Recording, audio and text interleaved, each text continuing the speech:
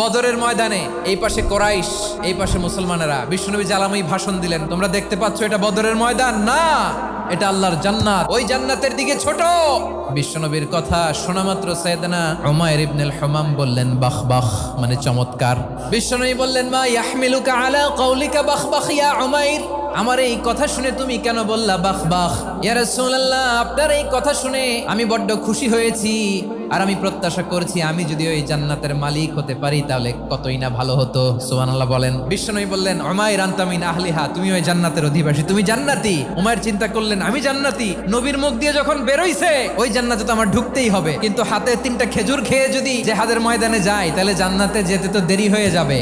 এই চিন্তা আসা মাত্রই খেজুর 3টাকে তিনি ছুঁড়ে মারলেন, তলোয়ার বের করে আল্লাহু আকবার বলে বদরের ময়দানে ঝাঁপিয়ে পড়লেন। আল্লাহর শত্রুদেরকে কচুকাটা করে এক পর্যায়ে শাহাদাতের সুধা পেয়ে নিজেও জান্নাতি হয়ে গেলেন। পড়েন সুবহানাল্লাহ।